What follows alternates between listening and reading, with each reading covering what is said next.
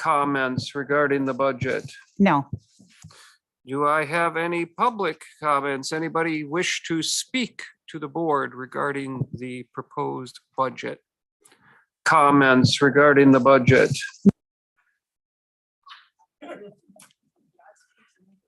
No. Does anyone wish to speak? Does anyone wish to speak to the board? Does anyone wish to speak? All right. I'll have a motion to adjourn the public hearing on the proposed 2023 budget. Supervisor Romden, second by Supervisor Kinnard. Any discussion on the motion? All in favor of the motion signify by saying aye. Aye. All opposed? Motion carries. Okay, going to call to, that meeting is adjourned. Going to call to order the regular county board session. And we will stand for Pledge of Allegiance followed by prayer. I pledge allegiance to the flag of the United States of America and to the republic for which it stands, one nation, under God, indivisible, with liberty and justice for all.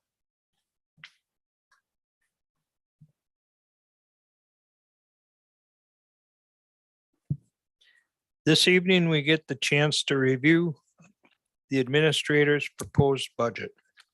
Let us all not forget, this is what is proposed, and to keep in mind what we want and what we need are different issues. On November 1st, when we meet again, let us come together as a body and be united in our goal. We ask this through the Lord. Amen.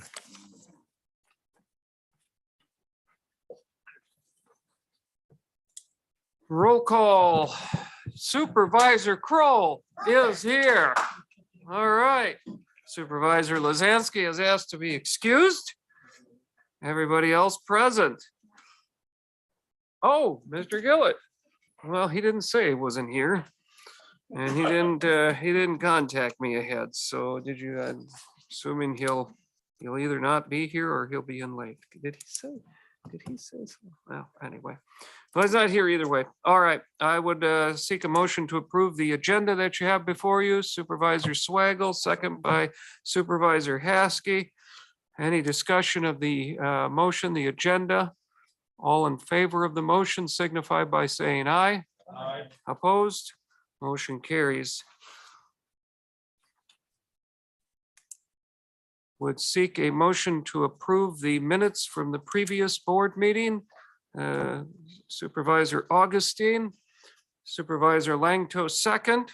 Any discussion of those minutes? Discussion or corrections? All in favor of, are we gonna take this by, you want this on the board? Sorry, oh, that's okay, make it official. Yeah, okay, you can register your vote. Well, this is, Who made the first motion on the minutes? I made the first motion. Or next one. The minutes, it was like, in your, thank you.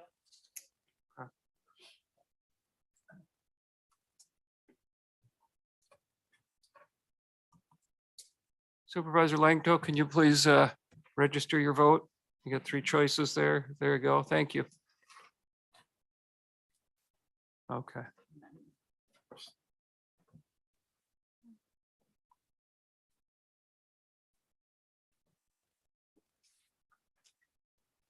Go ahead and vote again. All right. Now we're on track.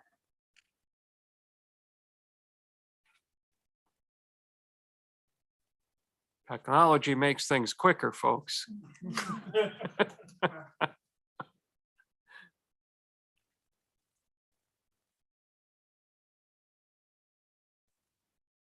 Supervisor Dell? All right.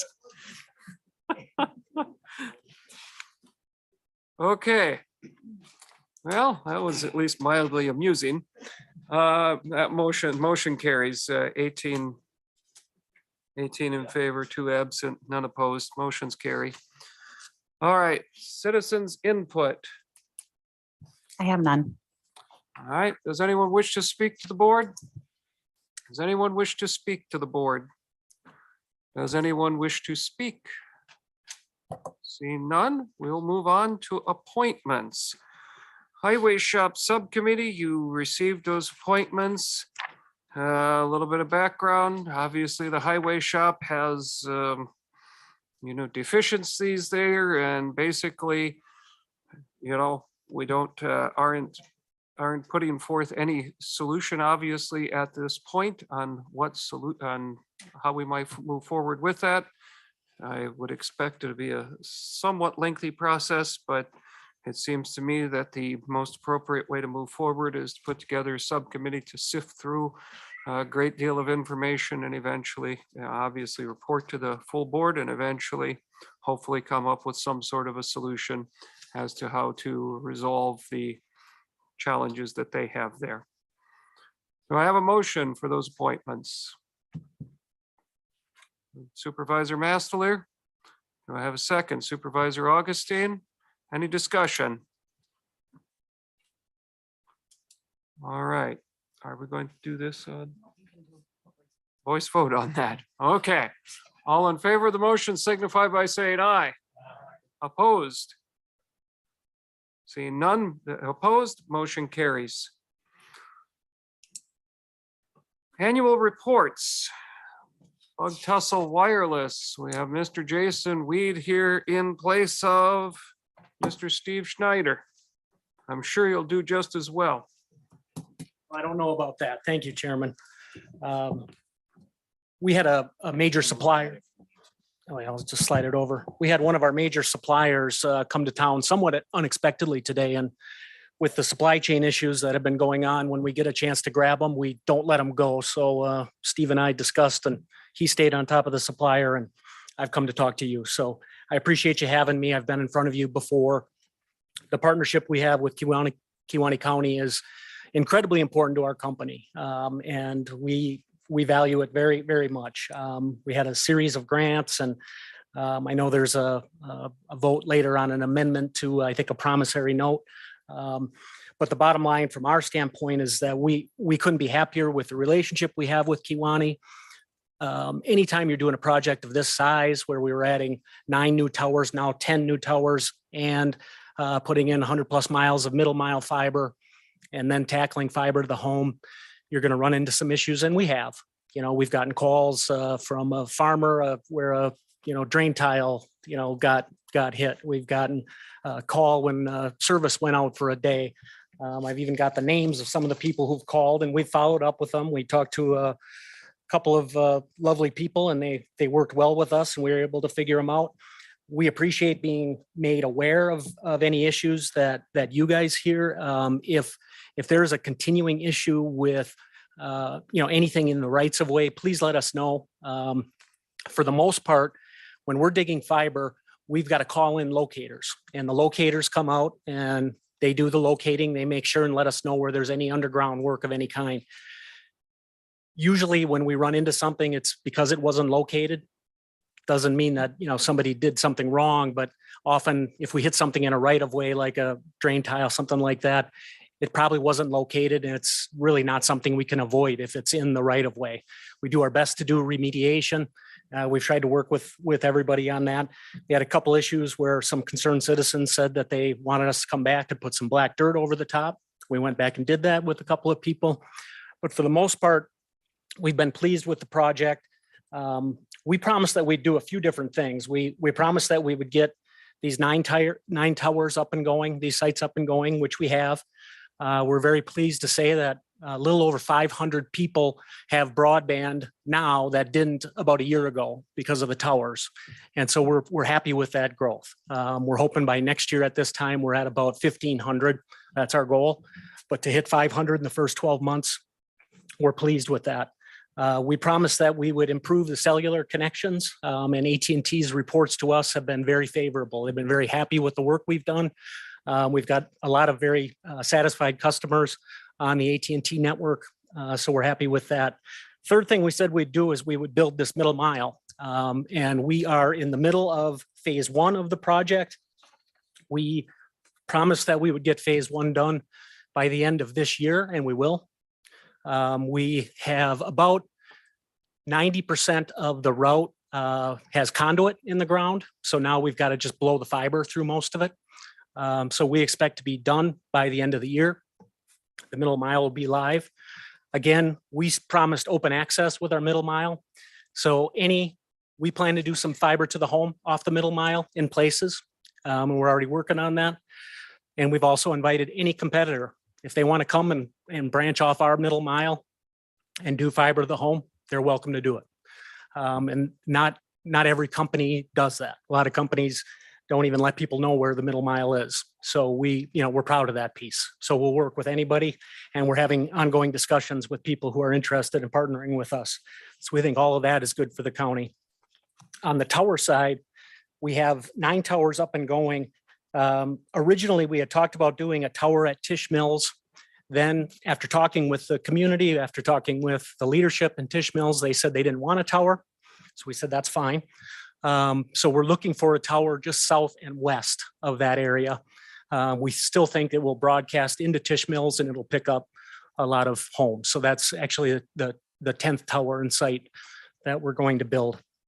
So we hope to be there by next fall. In terms of our fiber to the home, once we get the middle mile complete, which will be the end of this year, we're taking names. We've got about 250 people right now, I think, on our waiting list for fiber to the home. We expect that number will grow through the remainder of the year.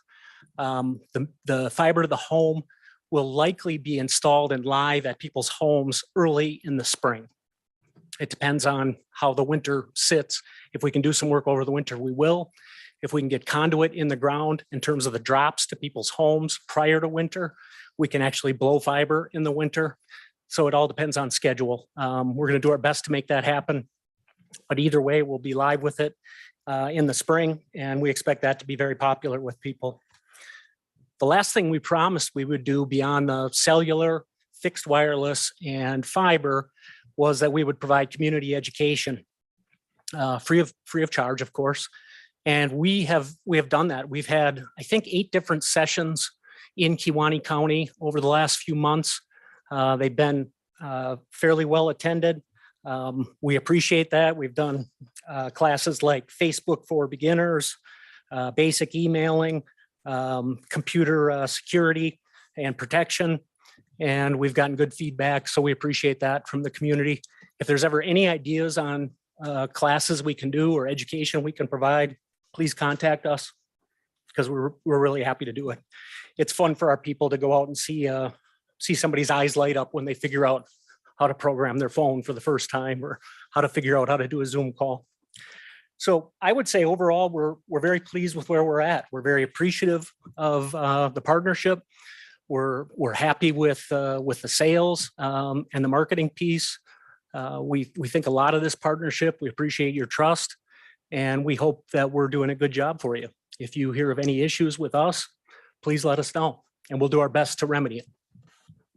On as far as the issues go, is it Melody that is the one to contact? Okay. Because Melody. I can tell where you are as you move along by where the phone calls are coming to me. I know. And, Melody, though, once I've referred people to her, I haven't had them come back to me. Good. So I'm assuming she's the correct one. Well, she better be. I brought her up from Milwaukee. She worked in a public library in Milwaukee. I was looking for somebody to be the community liaison in the communities we have partnerships with.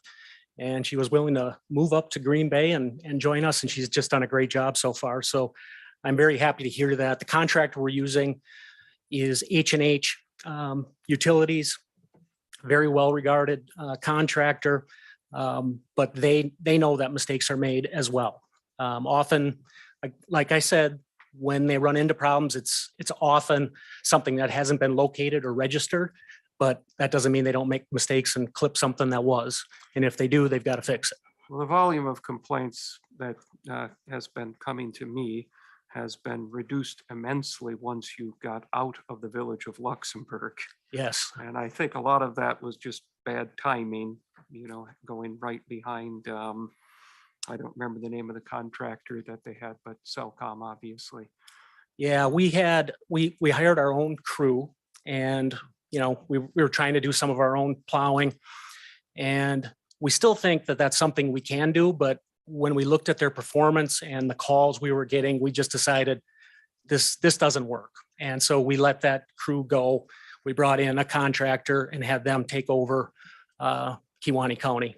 And we're not going to send our own crew out until we're happy and prepared to stand behind their work. So Oh, we good. apologize for anything that happened. No, that's good to know, because I don't want to get that many calls again. No. I haven't gotten that many out of Casco and as you've moved along, so I've been thankful for that. And yeah, as you say, I mean, there are going to be some issues as you go along. Do we have other questions for Mr. Weeds, Supervisor Augustine? Back to the tie line issue, I did get some calls from a couple concerned farmers about tie line outlets being ripped out. Is there anything a farmer can do to help out, like H&H? Will they listen to the farmer if they say the outlet is here? Or what approach can we take moving forward? They absolutely will. If we can get them in contact, prior to them going through that obviously helps. I think the best thing that you could do, you can do it with me directly or Melody directly, but she can get the contractor involved and we can reach out to the farmers. However you guys want to set that up, I'm happy to help make that happen. Supervisor Lukes? When somebody wants fiber to their house, are they supposed to contact you, or are you gonna go door to door and contact people after when you're ready, or?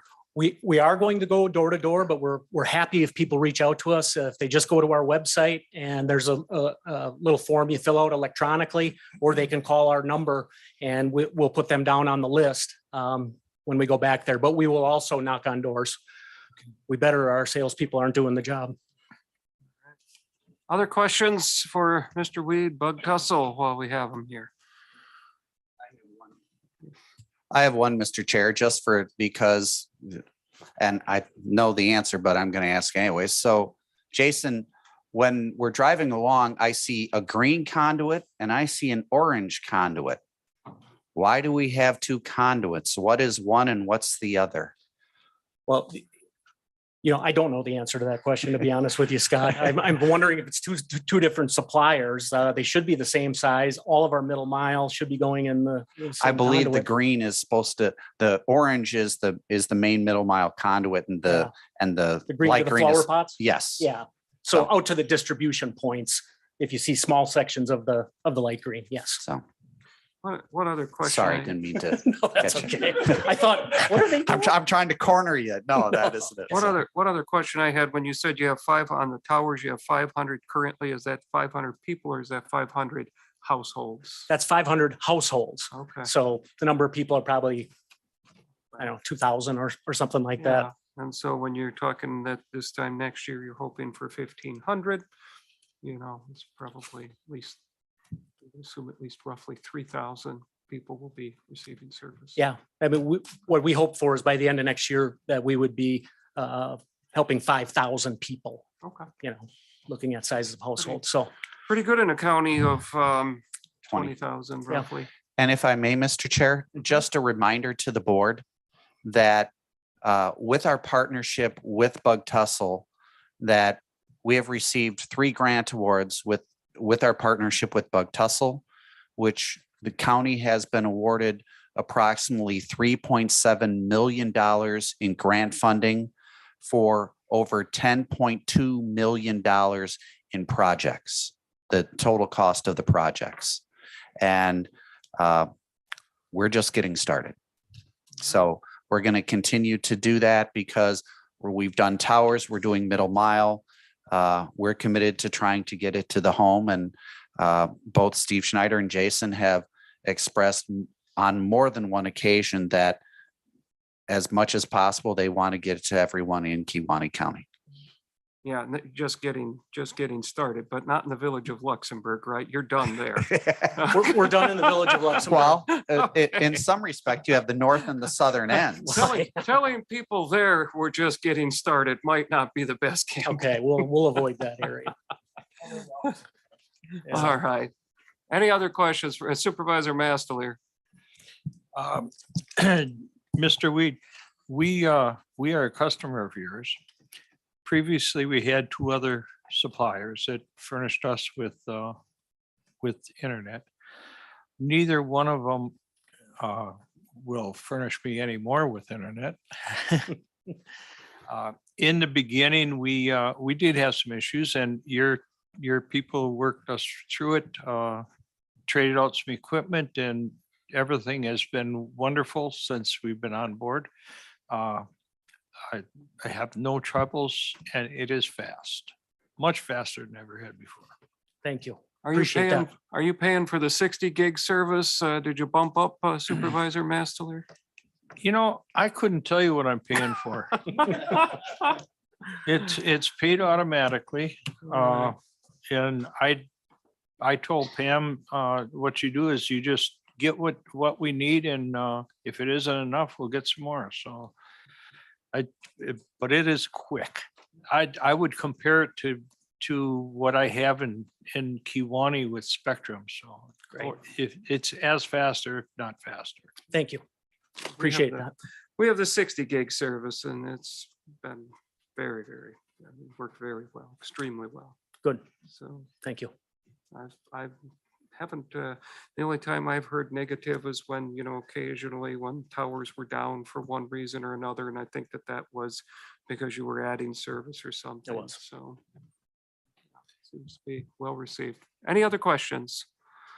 All right, very good. Okay. Thank you. Thank you, everyone. Thanks, Scott. All right, we will go on with the administrator's report, and we'll include budget discussion at that time in this as well. Thank you, Mr. Chair.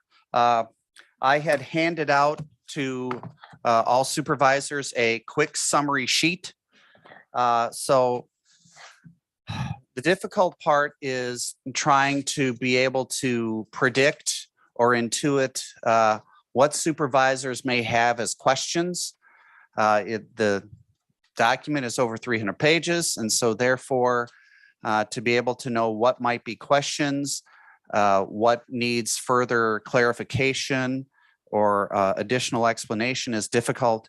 So what I tried to do with these pages is I looked at items that were either new to the budget or that had substantial changes from the previous year. And I did go with every single department, but if you see there's somewhere it just says cost to continue, which means that, yes, the numbers are going to be different in each department from year to year because budgets go up and go down. But essentially, there was nothing of any major consequence. So then I would just put it as cost to continue. So with your indulgence, I'll just start going through this quick summary report.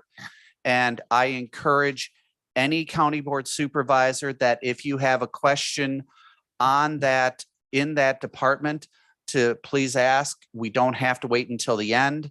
I'd rather answer that question when it's there.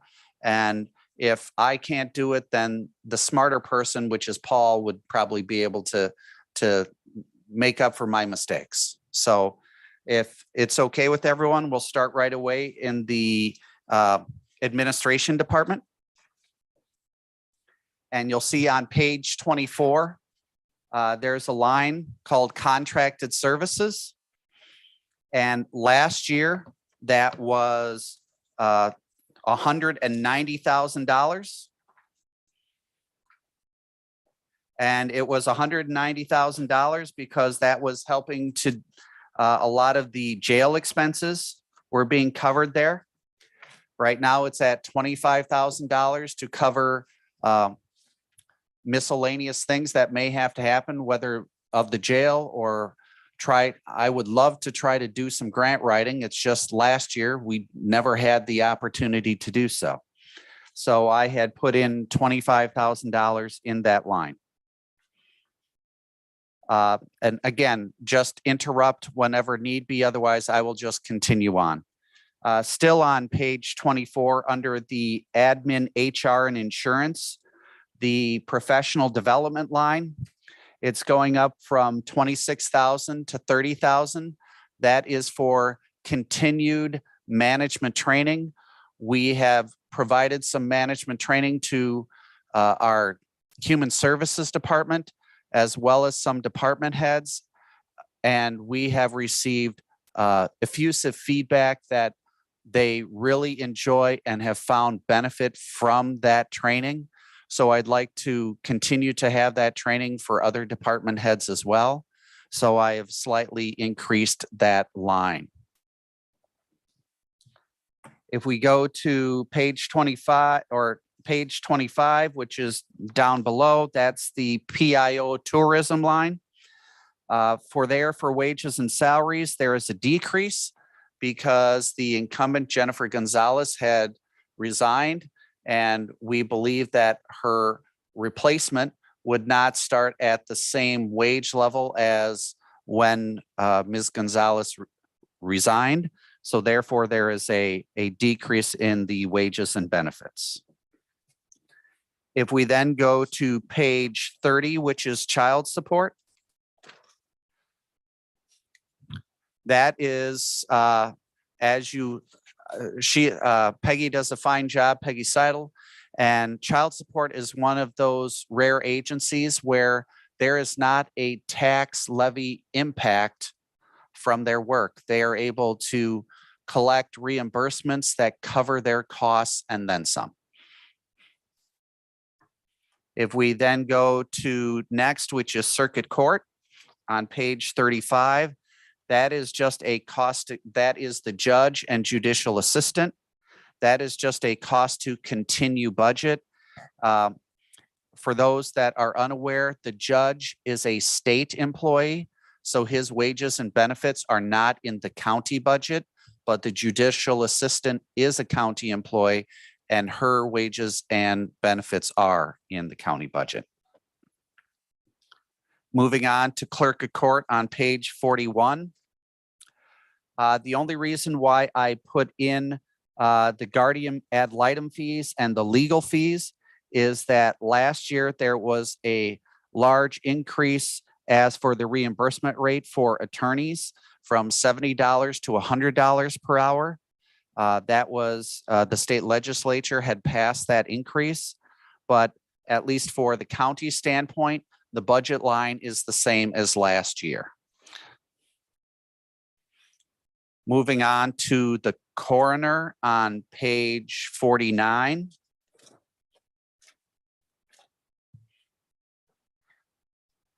Medical services. We have seen an increase in the need for medical examiner services from 2 years ago, but we did budget the same amount this year in 2023 that we did in 2022. So part of the reason why I put those in that is some of you may be seeing the 2021 line and then seeing the 2023 line and saying that there was an increase. I'm just wanting people to be aware from a 3-year trend perspective. Corporation Counsel on page 54. You'll see a significant increase in the wages and benefits for the Corporation Counsel position. And the reason is that in 2022, Corporation Counsel was also a hybrid position in that it was combined with the Human Services Director position, as well as the Corporation Counsel was a half-time FTE in 2022. When Corporation Counsel, Mr. Wisnicki, now Judge Wisnicki, was elected, in trying to recruit an attorney to take the Corporation Counsel position, it was basically impossible to find an attorney that would be willing to work half-time at an hourly rate that did not make it more advantageous to hire them full-time at a lower rate. So you're seeing the wages and benefits increase because it is a full-time position. But in that same respect, we hope to, in 2023, also be able to use some of the Corporation Counsel's spare time to be able to contract with other neighboring counties to do some legal services, whether that's some JIPs and CHIPs through Human Services or the like. We're looking hopefully to be able to contract and generate some revenue to reduce some of those costs in the increase in wages and benefits. Yes, Supervisor Augustine. Do we have a rate set for corporation counsel if he'll go out and do work on outs for us? We have not done that yet. And part of the reason why is because we have, I guess I'm saying it this way, Supervisor Augustine, for right now, as the new corporation counsel, I want to make sure that he can walk before he runs. And so therefore, with all of the things that a county corporation counsel deals with, I want to make sure that he's acclimated. And what has happened is no good deed goes unpunished. The amount of human services cases and requests for legal services has increased dramatically.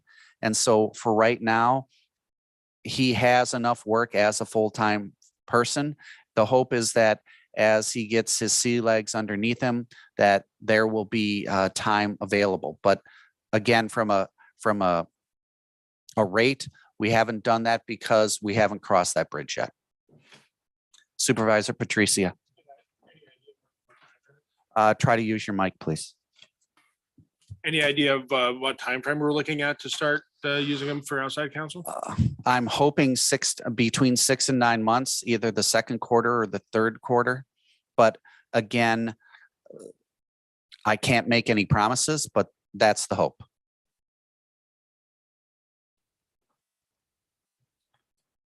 If there's no other questions, I'll move on to county board on page 59. 2 items there. One is, again, just for folks where you have the line as to membership dues. That is dues for Wisconsin Counties Association, Bay Lakes Regional Planning, Wisconsin Utility Tax Association, various different associations that as a county we are a member of. There's also the contracted services line. We, as administration, we would like to increase, and we've done 2 surveys, one a public satisfaction survey, one a staff satisfaction survey. We would like to increase some of those surveys and also do some specific department customer satisfaction surveys. So there's a slight increase in the contract services line to fund for some of that surveys. Supervisor Poppy. I'm sorry, your mic. Legislative days? Oh, thank you. Sorry, Supervisor Poppy. Yes. Kewaunee Legislative Days happens every 2 years. And so in 2023 would be the year that we would usually send down representatives from Door and Kewaunee counties to lobby our legislators regarding state budget priorities and county priorities. And we usually put in roughly about $2,000 to $2,500 a year to help make that happen. That is usually a partnership between Door County Economic Development Corporation and Kewaunee County's UW Extension Department. Thank you. I forgot that one. Thank you, Gary. If not, then I will move on to County Clerk on page 67. There is the line of programming costs. And the reason that you see a reduction, and if there are questions, and if we have department heads here, of which the county clerk is here, if they want to add on to anything that I'm doing, please speak up. So with the programming costs, every 2 years there's elections, and therefore programming needs to happen on those voting machines. And so in 2023, which is a non-election year, you have a decrease in the cost to program those voting machines. There are spring elections, sorry. Well, So it's I mean half, the big fall ones. I apologize. Next is district attorney on page, and also, and I didn't put it in there, if we go one more page where you talk about the statewide voter registration system fee, Jamie and Debbie and her staff, they do a lot of work for the local municipalities in keeping voter lists up to date. And in doing that, we charge a slight fee to local municipalities. We have not increased it since it was first proposed. More than likely in 24, there will be an increase. Part of the reason why we didn't do that for this year is we just recently had the board approve that local municipalities would pay a portion of the cost to replace their voting machines. So we didn't want to hit them so close to that additional expense. District attorney is just a cost to continue budget. If we go to emergency management on page 84, in the travel and training line, we are seeing somewhat of an increase due to having a new staff person. And with that new staff person, you want to have some training there. Plus, we need to make sure that our emergency management director is up to date on all of the issues dealing with emergency management as well. So there's a slight increase on that training and travel line under the, I want to make sure I have it right. That is under the, is that under the EMGT or is that just under emergency management? I forget. Let me see. It's under the emergency management one. So EGT. Next, moving on, the family court commissioner. That is just a cost to continue budget on 95. The finance department on page 103 is also just a cost to continue. Then we go to what is called the finance non-department debt service capital improvement and economic development programs. So on page 106, we are increasing our revenue projection for the budget to $1,425,000 in revenue. We, as a matter of history, we do not budget every single dollar that we project to receive in sales tax. Part of the reason why is then when you start to become dependent upon that, and if there's a downturn in the economy, one of the first things to decrease is usually is your sales tax revenue. So we don't want to create a revenue decrease, which creates a budget hole for us. So we try to be conservative in our revenue projections and how we budget those sales tax revenues. Also, from a historical standpoint, we budget $100,000 in our contingency account.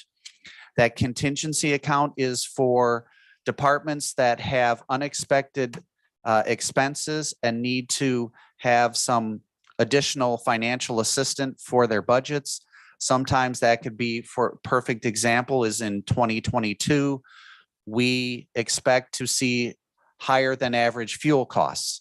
So for the sheriff's department, we may have to then dip into that contingency account.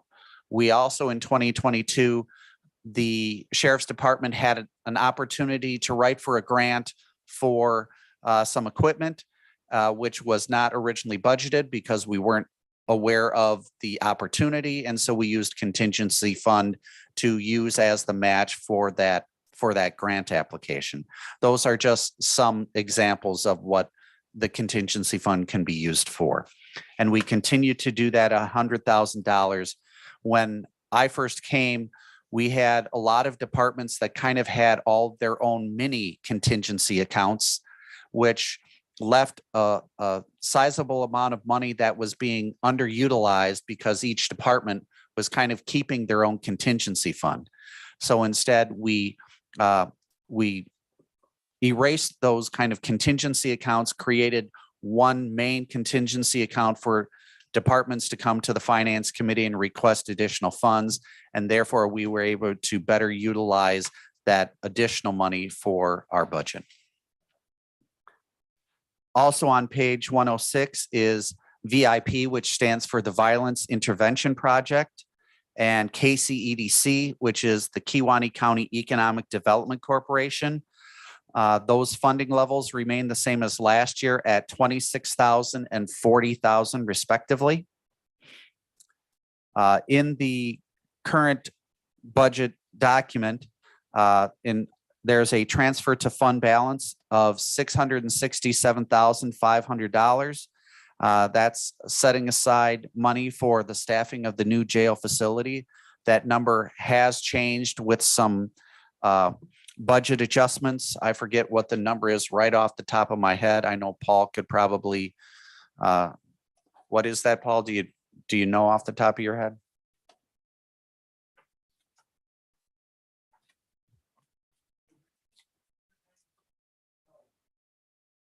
So I'm just going to call that 300,000 for simplicity standpoint.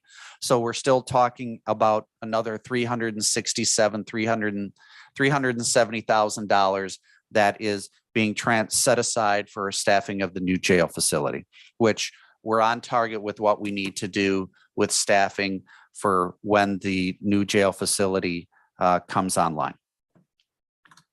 Also on page 106, under the Library Board Act 420 payments, these are payments that we give to the Algoma and Kewaunee libraries, and those are required by state law. Kewaunee County does not have a consolidated library system. We have done some research in that, and the additional cost to have a consolidated library system in our estimation from a county standpoint is not worth the extra cost. So we continue just to provide Kewaunee and Algoma their state required payments. In that same respect, we also have an agreement with the library board that the county will do 60% of the additional costs, and that's usually for moving of books and moving books around the transport. Supervisor Lukes. What about the payments to other counties, Brown and Manitowoc, as far as people using them services? Have they gone down? Thank you, Supervisor Lukes, for those. And I'm going to do a little history for some of the newer members. Historically, Kewaunee County has done anywhere between $50,000 to $65,000 a year to the library system in Brown County and to Manitowoc County. And the reason why is because we are not a consolidated library system. If we have residents that use a library that is in a consolidated library system, those libraries can charge us for the use of those books and items that they check out. We have in the past done a public relations type of initiative through bookmarks and posters to make people aware that if they just went through if they were to order those books online through the Kewaunee and Algoma library system, the libraries, Kewaunee County would not have to pay for that book or that item because it was ordered through the Algoma library. Yet if you went to the Green Bay Library, the Green Bay Library can then charge you for that book. And so we did have a slight reduction, but historically it's still staying roughly $55,000 a year. And part of the reason why is we have communities like Red River and where it's just easy. You have a bookmobile that's just right across the border. You have folks that are close to Brussels or people that work in Brown County. And so it's just easier for them to stop at the Green Bay Library and check out a book there, not realizing that that is a cost that the county then has to bear.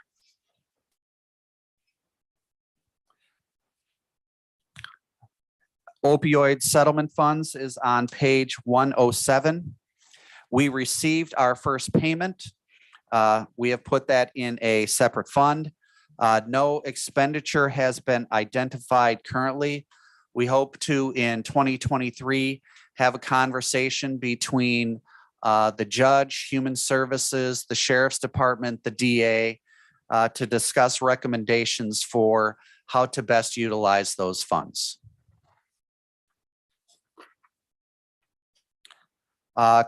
Corona Recovery Fund, which is also on page 107, under Bug Tussle line, those are loan payments from Bug Tussle. The Debt Service Fund on page 109, debt service payments will increase from 1.55 million in 2022 to 1.8 million in 2023. While we have not issued debt yet for the new jail facility, we are increasing our current debt service payment. And why we're doing that is we will be prepaying some of our existing debt, which is at, and the reason why is that we can see some savings, as well as help to, what do I want to say, even out our debt payments when the new debt service comes in. Capital Improvement Fund on page 110. That is a fund that's used to assist in the planning and purchase of equipment and capital costs. What we usually do is we have an average amount that we usually spend each year on equipment and capital costs, building improvements and the like. And if it goes above that average, then we use money from the Capital Improvement Fund to kind of pay for that overage from the average. And if we have less than the average, then money would go into the Capital Improvement Fund. But we have a policy that the Finance Committee has approved that we currently have, I believe it's $500,000 as a fund balance in the Capital Improvement Fund. And since it is at that maximum level, there's no reason for us to put any additional funds into that. And we did not need to use any of those funds in 2023. Sure, Tom. You're not on yet, Tom. Push down your stem. Push down your stem. Nope, at the bottom. There. Just going back to the Bug Tussle. Sure. The principal and interest payments is that a total of both loans that we have made to them, collecting principal interest, or is that just one? I believe that is only one. Okay. Because if we then go to the Economic Development Fund, you'll see there's another one. Unless I'm missing it. Unfortunately, none of my pages have page numbers on it, so I'm kind of winging it in that respect. I'm sorry. Thank you. Next, under Economic Development Fund, Dominion donation. As many of you are aware, there was a court settlement that Dominion would be providing us a donation of $500,000 each year for the length of 10 years. I believe we're in year 7. So we have this one, and then we'll have 3 more. We get 2 payments of $250,000, roughly about 6 months apart. I think they're in like March and September or something like that, or January and June. We've been typically putting that money into the Economic Development Fund, therefore to assist on any economic development projects. And one of the best examples that we can use is Bug Tussle. We use the money from Dominion to provide a loan to Bug Tussle to therefore construct the towers as a upfront loan, as well as for the fiber. And so what we've been able to do is we've been able to utilize the Dominion funds to create a loan, which means that we can get broadband access and improved connection, and it does not cost the county taxpayers any money, and we receive interest income on that loan. So again, a very good way for us to utilize those economic development funds. Scott, Sure. I had a question. Back to debt service fund. You said we're going to pay off an extra $300,000 in debt 2023. Correct. Why? I guess my question is, why should we pay off that debt if our interest rate is cheaper than what we're going to borrow money at in 2023? Why don't we put that money towards new debt? I'm going to try to, the reason that we did is if we're doing the new jail and doing the $21 million debt issue, what we're trying to do and what we wanted to do is to make those debt interest, principal and interest payments as even as possible over the course of 20 years.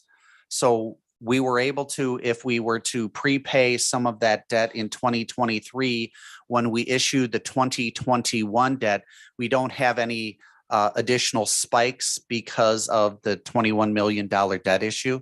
It evens it out that we'll be basically paying $1.8 million for the next 20 years, as opposed to 1 year we're paying 1.5 and then the next year we're paying 2.1. Thank you for the question. Next item is bug tussle as well on page 110. There again is loan principal and interest payments for one of the projects as well. From there, we move on to highway on page 116.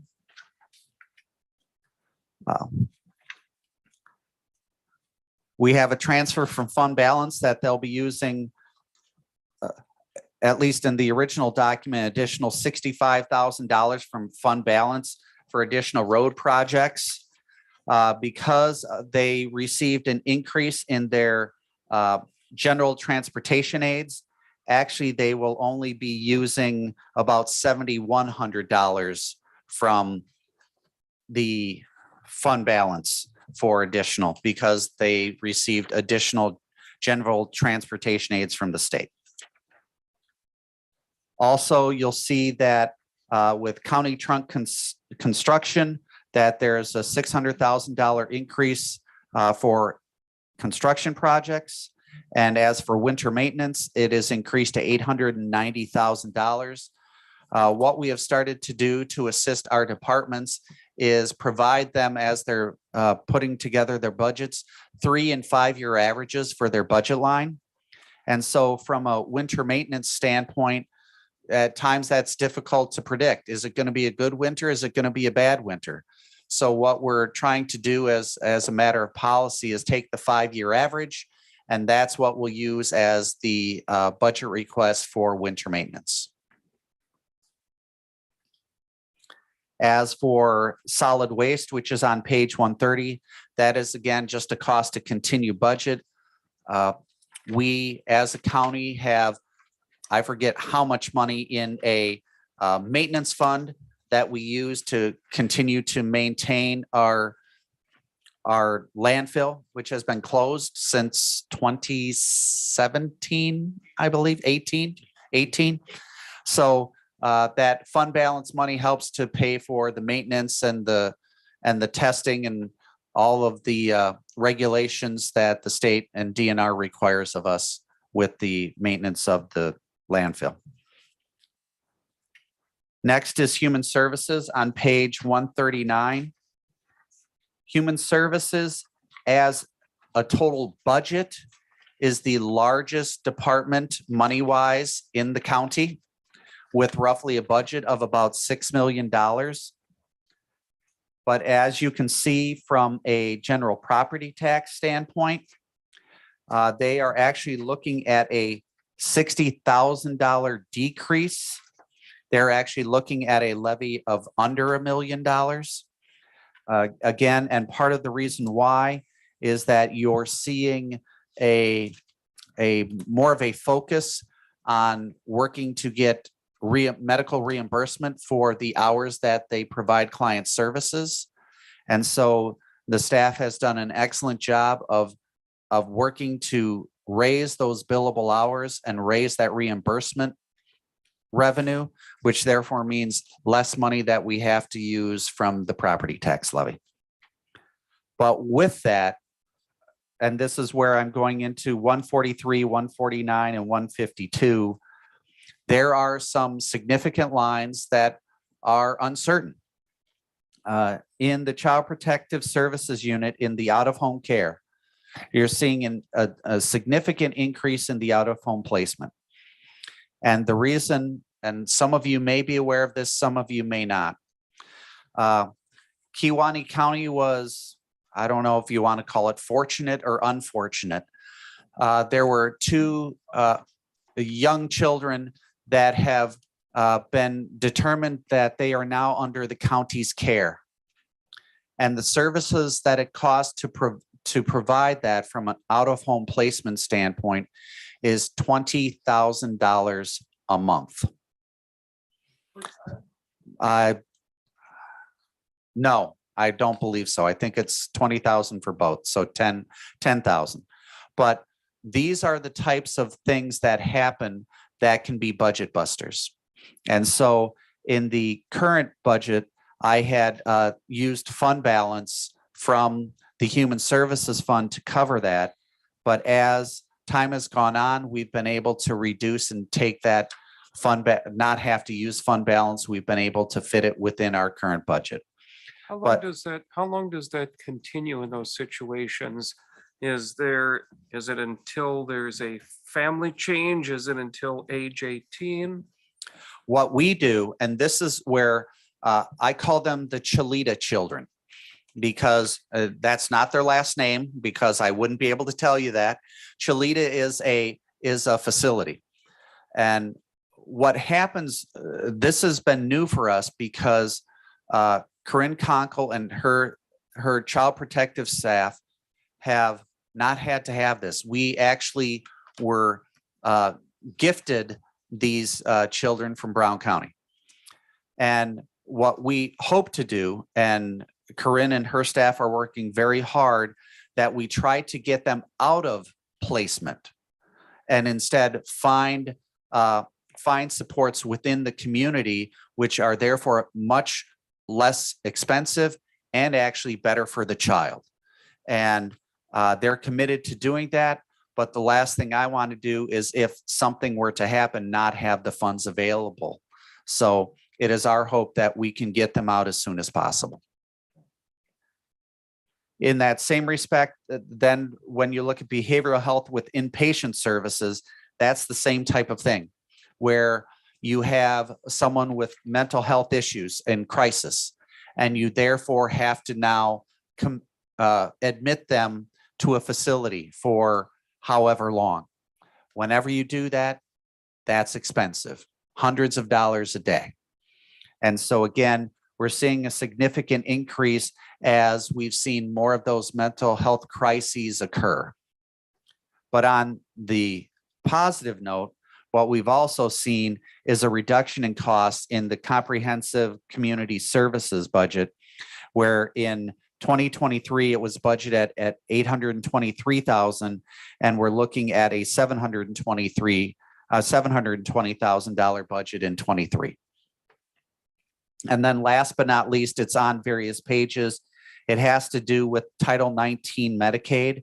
Again, that's the billable hours that I was talking about, where the case managers and social workers are able to bill for the time for the services they provide their clients, and we get reimbursement. And so we're seeing an increase in those revenues. And that's, again, part of the reason why we are experiencing a decline in our property tax levy for the Human Services Department. I will then move on to page 165, which is the ADRC. That's Aging Disability Resource Center.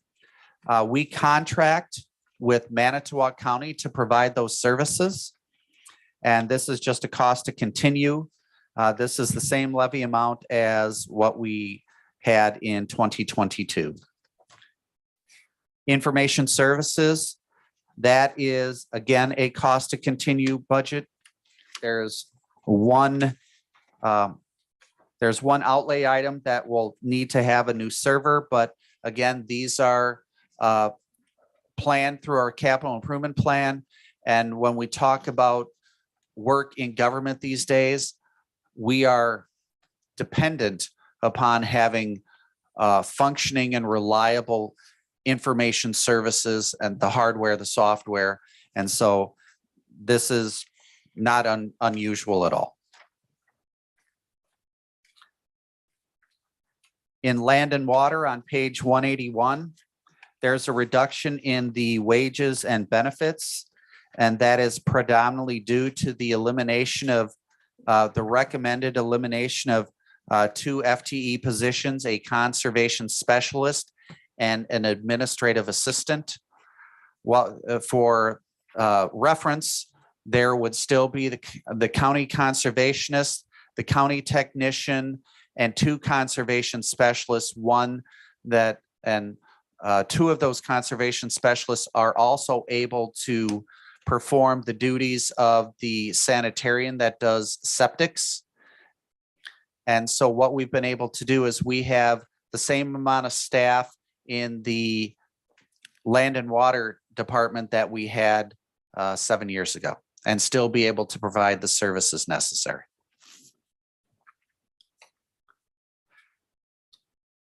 As for land information on page 190, in 2022, the first quarter, the land information officer, Steve Hansen, had retired. He was able to provide a lot of services in-house, a lot of times dealing with parcel splits and a lot of the information that our current staff isn't able to do. Yes, we are training Kevin Donlin in the IT department to do some of that, but there's some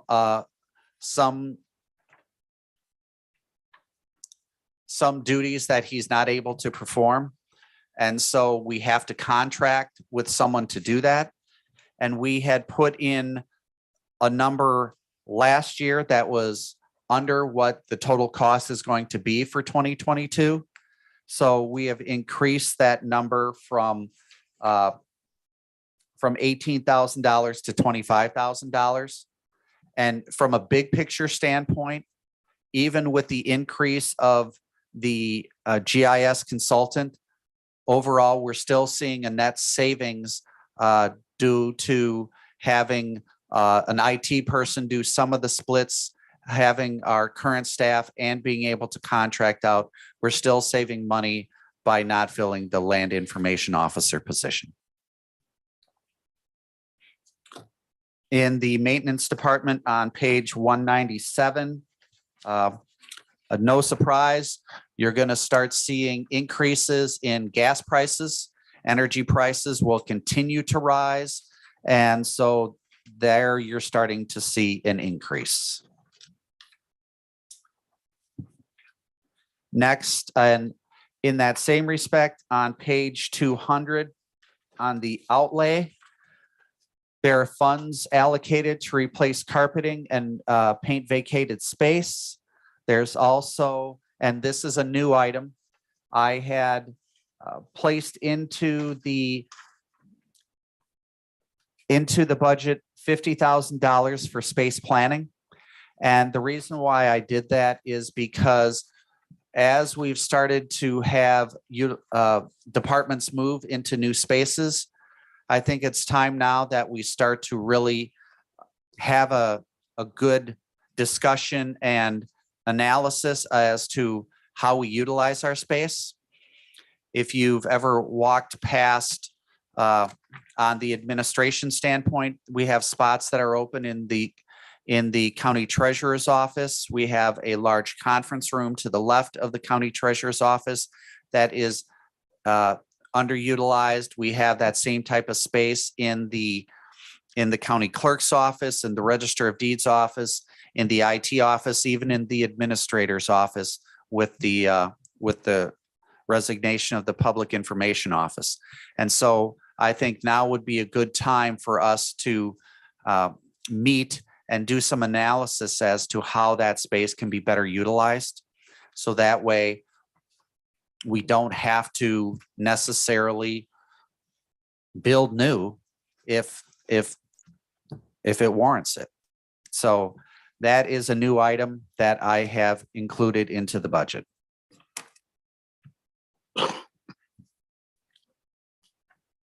With that, I'll move on to promotion and recreation. On page 212, Bremer Park improvements. That is allocation of funds to construct the pheasant exhibit. We've had some hiccups and bumps during that process.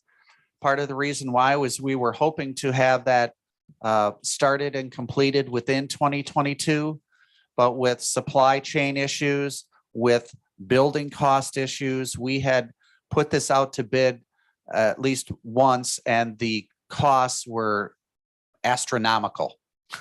And so we decided that we were going to hold off and see if there is a different way, because we had budgeted approximately $300,000 to do this exhibit, and the bids were coming in nowhere near $300,000. But we believe Mr. Myers is looking at alternate ways, and I have every confidence in his abilities. He's been able to do some amazing things. And I don't know if any of you have been down to the Bremer Park Zoo at all and seen the improvements that have happened there, whether that is our new elephant, whether it's the improved cages, whether it's the green space. Things continue to get better and better. And that's a testament to Dave and to Mike and to Chris and all the folks that help out in the Parks Department. I also have on 2013 the scheduled maintenance items. Again, those come predominantly from the capital improvement plan.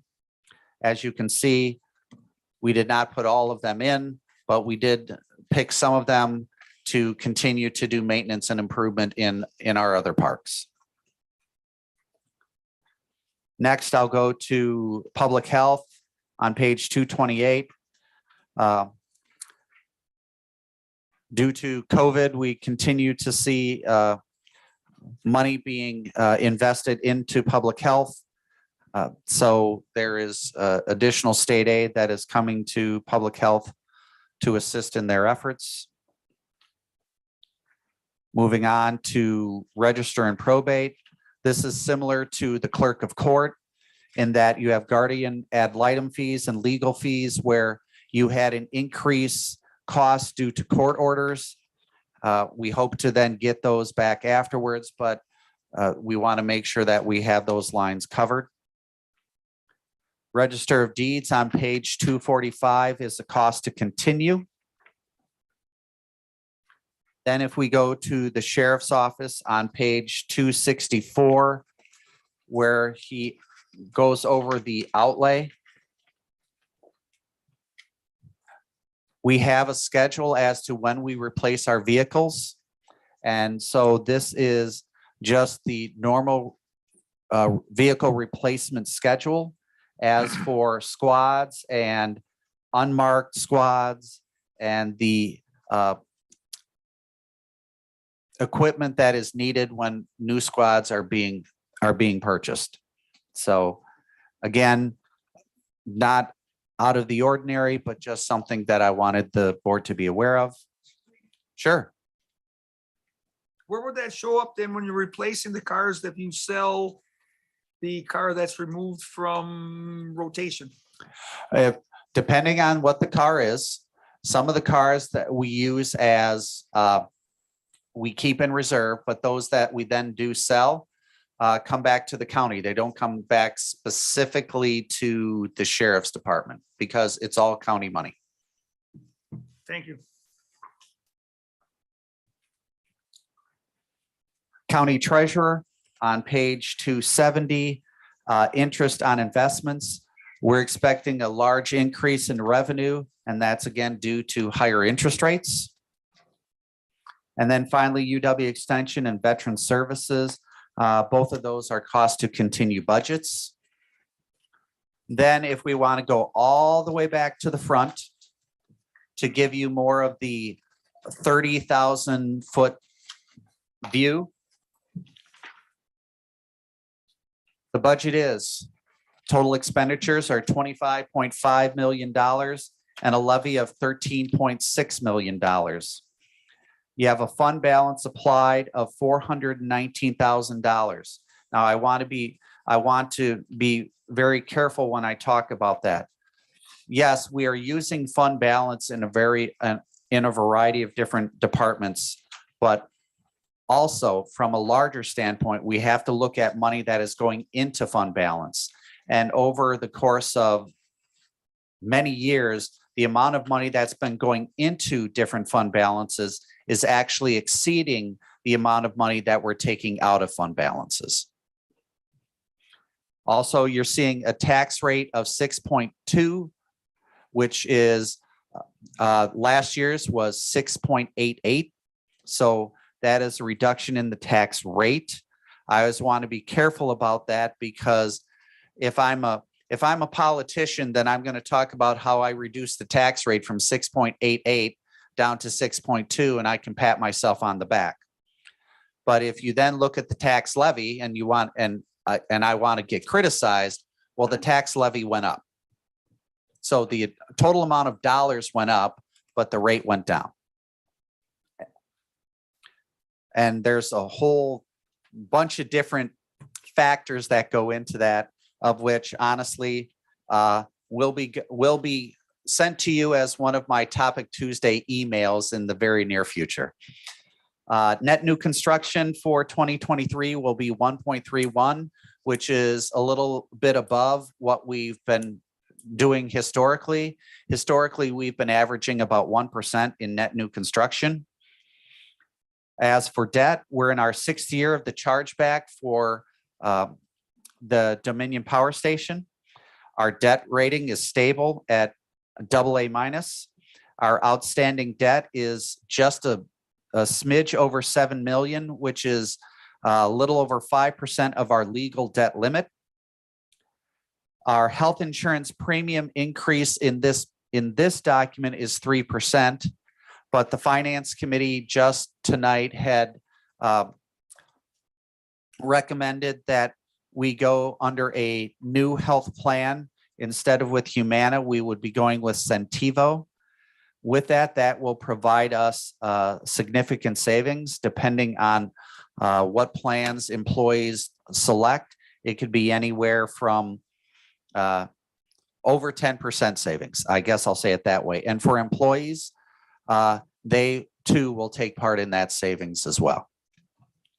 There is no increase in the dental premium. The annual wage increase that was approved and recommended by I had put in my document a 4% cost of living increase and a 1.5% stipend. The executive committee, and no steps, everyone would be frozen in their step. The executive committee took action, and the annual wage increase will be a 3% cost of living.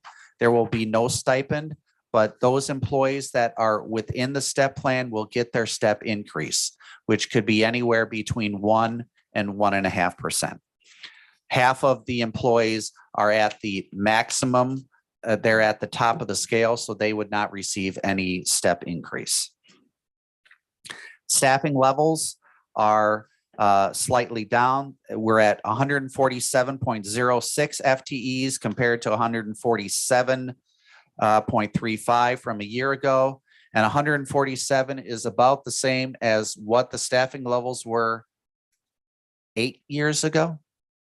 So we have been able to continue to provide excellent service and continue to keep our staffing levels level.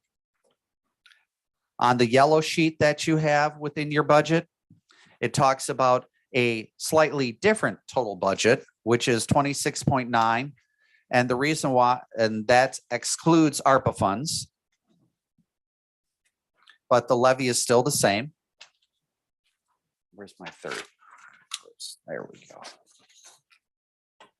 So as I said in there, the total budget is different from expenditures because the total budget includes transfers in and out and fund balance retained. Under your budget summary, which is on page 3, you'll see that property taxes comprise 51.1% of revenues for the county. State and federal aid is 23.1%, fees is 13%, and sales tax is 5.4% of our revenues. Expenditures by department, and this is not tax levy, this is expenditures. Human services is about 27% of our total budget. Sheriff's Department is 18.4%, and the Highway Department is 15.2%. If we then do it by tax levy, the sheriff's department is 32.4% of the total levy. Highway department is 19.6. Our debt service is 13.3%, and human services is 7.1. Again, our levy is roughly $13.6 million. That's on page 6. And I had already talked about our outstanding debt on page 7, and I talked about our staffing levels on page 8, and total outlay recommended for the entire county is just a bit under $700,000. Again, that's this last part is a 30,000 foot kind of view. I am happy with the budget. I believe that it addresses our needs both now and into the future. We continue to make investments in our equipment. We'll continue to make investments in our employees, and we can do so while still being fiscally prudent and conservative with how we spend our money. If there's other questions, I'm more than willing to try to answer them. Any questions for the administrator? Supervisor Romden? Just a comment. I think if everyone took the opportunity to really look through this. Yep, you're on. Look through this document again. I think you and Paul did an excellent job of putting this budget together. Makes a lot of sense, easy to follow. Well, and I want to say this, while Paul is definitely my right hand, the department heads receive equal credit in that they understand that they need to be good stewards of taxpayer dollars as well. And so you're not seeing outrageous increases. You're seeing a very well-balanced budget that helps to address current needs as well as future needs. And I really want to commend department heads for what they put together, because at times it's not easy. There's a lot of moving parts, and our department heads did a fantastic job. Any other questions for the administrator? All right, we'll move on. Or was there anything else in your report this evening? Again, my only comment is, as you're going through, if you have any questions or if there's something else you want me to go over, please contact me and I'll set up a time, whether that's you coming to me or me coming to you. I don't have a problem with that. So just let me know. And if that means that it's an evening or it's an early morning, that's okay too. This is a $25 million budget that you're responsible for. So I want to make sure that you have the information and you feel comfortable for when it comes time to approve the budget. Thank you, Mr. Chair. All right, moving on to committee reports. Are there any questions on any of the committee reports, the minutes which you have reviewed? Yes, sir. Supervisor Swaggle. Okay, reading through the committee reports, the Highway and Solid Waste Committee from the two that are in here, they talked about the main shop upgrade project and design study contract. So what has happened with that? And my question really comes down to when we were talked about the main shop in Footbridge in January, and then last year, some of the minor repairs that should probably be done, have they been done, or what's happening with the phase or whatever? Supervisor Poppy, you have a comment on any of that? Tonight, we voted on forming a committee to move ahead on that building. So you voted for that tonight? Yes, of course. Okay, so that's the first start of that process. And as far as maintenance on our buildings, we do the general maintenance on them every year that need to be done. So are you saying the main shop or? The main shop, sir, because that's what the pictures we had last summer and then in January about some insulation and flashing and some roof leaking. No matter if we go on and build a new shop, that would take years because the jail is going to take several years from now before that's completed. So is the roof being maintained and these other little things, so the water's not running in and yes, that sort, sir? Yeah, we looked at those issues, yes. Were they maintained this past summer, sir? And corrected? I'm not sure if they're all complete. Thank you, sir, but they should be, I would Okay, assume, right? yes. Any other questions? Supervisor Augustine? Question on public health. I just want to thank Cindy for all the hard work she's done in the last 2.5 years for the COVID and sending out those reports weekly. But as we know, the CDC has dropped all COVID stuff. How much longer is Cindy going to continue reporting on this on a weekly basis? Just I don't know. How much longer, Cindy? It seems to me there's a lot Thank you. of, seems to me that it's one day it's all done and then another day, I guess not. I mean, some skeptical, suspicious minds would say it depends on election season and those kinds of things to some degree, but not me. All right, thank you. Supervisor Swaggle. Okay, then with the executive committee, it talks about hiring freeze policy. Mhm. How can that work? I mean, you if mean, someone how can it work? retires, you're not gonna replace them depending on which department or department head. So No, that's not could you what it explain what says. that means, please? It means it goes back to the way that it was, not what, a year ago thereabouts. And that just means that any replacements have to be approved by executive committee. Well, that's fine, of course. Thank you. Other questions on any on any of the minutes that you have before you? All right, we'll move on. First reading of ordinance, I see none. We'll move on to consideration of resolutions. Are you prepared? A resolution approving the amendment to promissory note within the broadband expansion grant agreement between Kewaunee County and Hilbert Communications LLC, Bug Tessel Wireless LLC. Fiscal impact, principal and interest revenue for 22 will be reduced by 216,618. The amount going into the fund balance for 2022 will be reduced by the same amount. Do I have a motion? Oh. Yes, right. There we go. Motion second before I can say it. All right. Discussion. Supervisor Swaggle. So they want to delay the payment by the time period? That's I can answer Yes. that if you'd like, Mr. Chair. certainly. And if I misspeak, I know that Mr. Kunish again will save me. What had happened with the promissory note is typically we have it that all of the money is dispersed before payment. And the first payment was supposed to be of September of this year, and there was still $400,000 that had not been dispersed.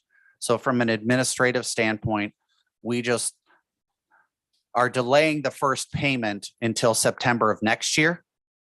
They still have to pay all requisite interest charges and the like. It's just we're not having them pay for something when they still haven't pulled out all the money. Is that a fair assessment, Mr. Kunish?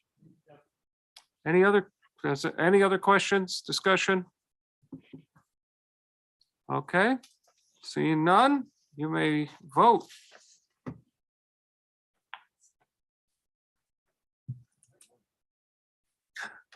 Supervisor Poppy, a little trouble? You killed it. You killed it. Mr. Loyding, he may need help. I see a black screen. That's never a good sign.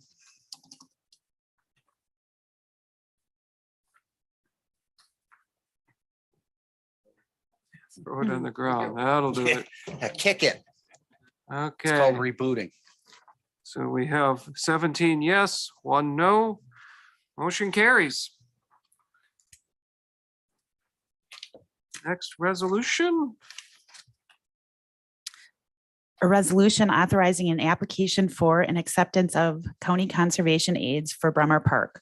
Fiscal impact, 1,800 county contribution, 1,800 grant from DNR. I see a motion by Supervisor Mastler, second by Supervisor Haskell. Is there discussion? Okay. You may register your vote.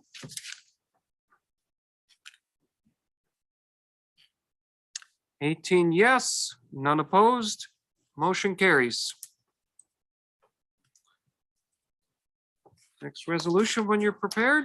A resolution approving transfer of funds, budget adjustment, UW Extension Aging Friendly Coalition Grant. Fiscal impact, 7,500 of grant revenue, 7,500 of expenditures with no additional funding required. Gives Supervisor Ramden motion. Second by Supervisor Augustine. Is there discussion? Supervisor Teske. On line number 9, where it says, whereas the finance, I think it should say the finance committee. Can that word be added there? I would think we could add that. That's merely a typological addition, so shouldn't affect the motion. Is there are there other questions? Any other discussion? Okay.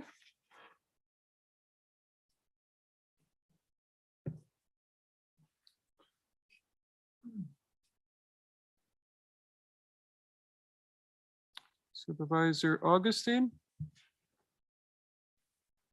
There we go. 18 yes, none opposed. Motion carries.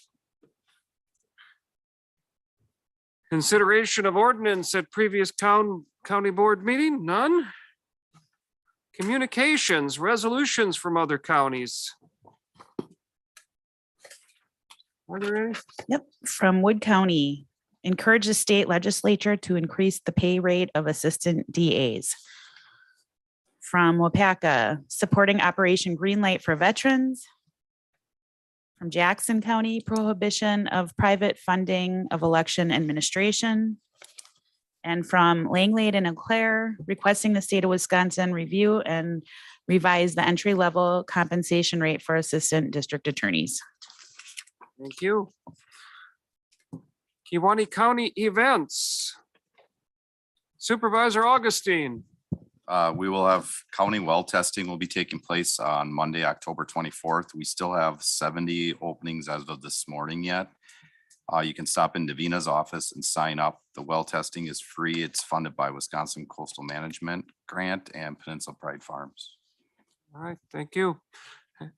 Supervisor Kroll. I have one. It's on this Saturday, October 22nd from 8 till noon, the clean sweep. And it's at the Kewaunee County Fairgrounds. You're good. Any other Kewaunee County events? All right, thank you. Chair comments, highway, those appointed tonight to the Highway Shop Subcommittee, please stop by at the desk before you leave so that we can try to figure out schedules on that. That should be fun. All right, meeting dates for the next county board meeting. We have November 1st scheduled, December 20th scheduled, January 17th proposed. Somebody want to make that motion? Supervisor Poppy, second by Supervisor Ramden. All in favor of the motion signify by saying aye. Aye. Opposed? Motion carries. Do I have a motion to, did you want me to put that up on the? No. Motion to adjourn? Supervisor Vollenweider. Yes. Someone had asked before the meeting started about the Christmas. Yes. What is happening with that? Linda, is she taking care of it or? Supervisor Teske agreed to take care of that last month, right? There we go. She'll get your invitation in the mail unless she doesn't want you to come. I hope to have the invitations on everybody's desk by next month, next board meeting. All right, thank you Supervisor Teske. Supervisor Vollenweider had made the motion to adjourn. Supervisor Ramden, all in favor of the motion signify by saying aye. All opposed, motion carries. We're adjourned.